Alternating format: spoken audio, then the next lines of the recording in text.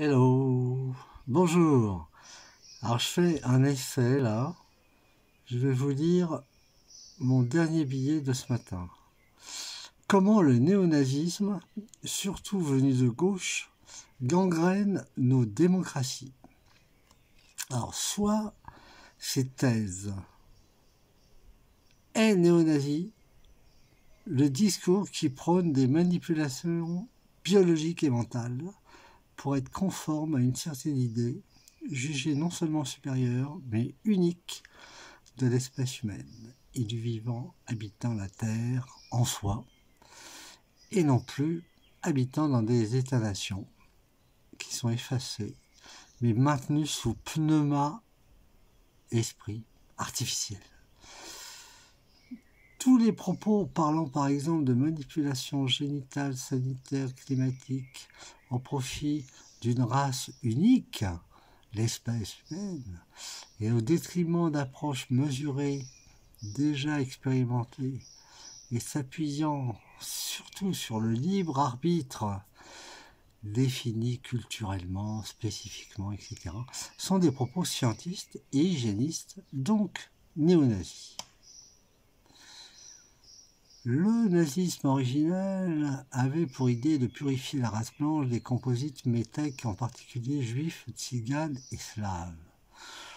Le néonazisme, issu du néo-léninisme, Derrida de Lyotard, lui-même revigoré par des post-mauratiens, Maurice Blanchot, stalinien, Georges Bataille, maoïste, Althusser, Bourdieu, BHL, Sadien, Foucault, avance masqué en se battant pour les minorités et la destruction des institutions, tandis que diverses de ces variétés militent pour une haute purification basée sur l'effacement de la différence, de la singularité.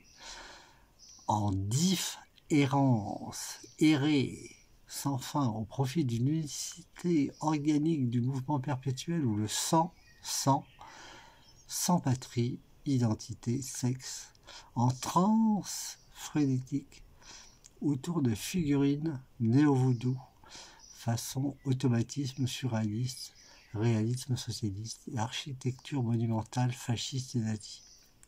Cela s'accélère même avec le nouveau gouvernement Macron. Un exemple ? La montée de l'impunité quant aux violences faites aux personnes, comme la requalification dernièrement d'un crime mortel sur un chauffeur de bus en non-intentionnalité de tuer. Cette montée de la violence faite aux personnes n'est pas sans rappeler celle des SA, nazis, qui au fur et à mesure attaquaient dans la rue les commerces, toute personne non volkisch, arienne. De même aujourd'hui, dans les bus, métro, rue, toute remarque regarde des approbateurs quant à une incivilité est tout de suite violemment réprimandée par ces néo-nazis frappant, insultant au nom de l'antiracisme et l'antifascisme. Qui sont-ils ? Ils relèvent de plusieurs catégories. Les antifas de plus en plus queer et qui considèrent toute critique sur la manipulation génitale des enfants comme du zémorisme. Ils sévissent principalement dans les manifestations de la vieille gauche alibi et paravent de leurs méfaits. Puis les lumpen shootés à la diff, errance et de plus en plus djihadisés à force de fréquenter les bandes de malfrats issus d'une scolarité et d'une éducation ratée et en rupture avec leurs parents et surtout grands-parents souvent immigrés, mais qui étaient reconnaissants d'avoir été accueillis en France malgré la difficulté de vivre et travailler dans un pays autre que le sien. Cette dernière, l'éducation, a été ratée parce que d'une part les parents eux-mêmes ayant vécu dans des quartiers tenus par les rouges ont été élevés par les institutions de plus en plus noyautées dans un tiers-mondisme revanchard, expliquant leurs propres troubles existentiels ainsi. L'oscillation entre deux cultures, l'une permissive issue de 68, l'autre restrictive issue de l'arrêt arabo-islamisation, suite à la prise de pouvoir des Nassériens et bassistes du FNL en Algérie. Ce qui fait que leurs ouailles n'ont pu déjà intégrer la culture d'accueil jugée de toute façon bourgeoise par les rouges et rouges, puis impérialiste par les ultra-rouges, dites extrême gauche, d'où vient et les filles de Mélenchon. Enfin aujourd'hui, blanches, machistes, ou l'extension du domaine de la lutte vers la race essentialiste au sens fixe du non-blanc posé comme modèle pur à imiter, tout comme le nazisme classique. Cette dernière matrice est en effet la réplique quasi exacte du nazisme canal historique, pour lequel les malheurs de l'Allemagne provenaient de la rage juive et divers autres composants, de même que le communisme bolchevique, qui lui aurait pu être un allié de poids contre la plutocratie enjuivée du capitalisme libéral, entre guillemets, s'il n'était pas commandé par des juifs déplorés Hitler. Aujourd'hui, les malheurs du monde généraux individuels sont considérés par les néo-nazis comme provenant de la seule domination blanche du sionisme global qu'il s'agit de dénoncer puis boycotter dans un premier temps avant l'expulsion des universités, médias, comme cela se passe de plus en plus, et pas seulement aux USA. Sciences Po de Grenoble, par exemple.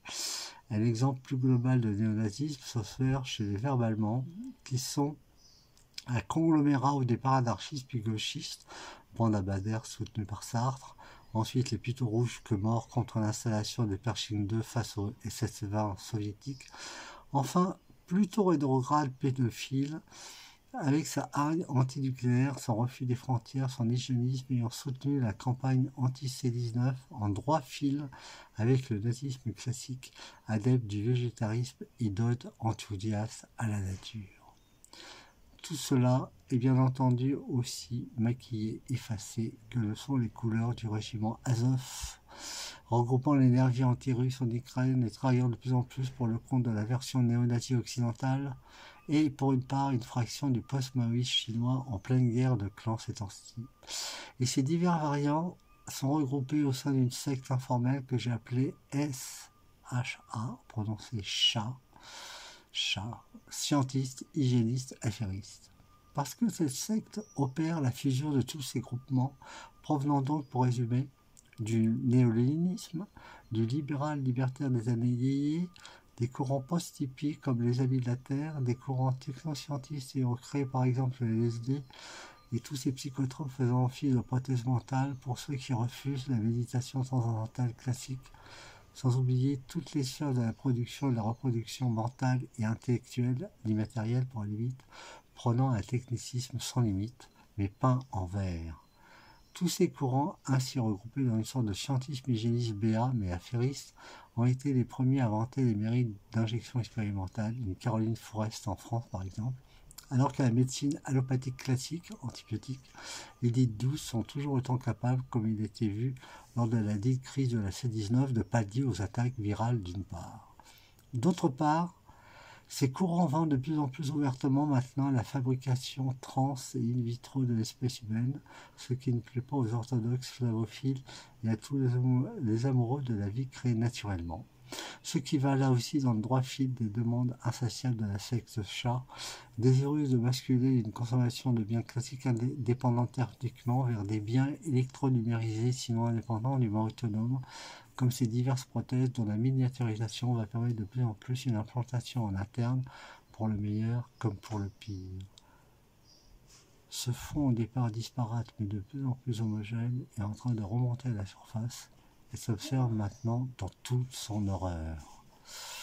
Je vous remercie.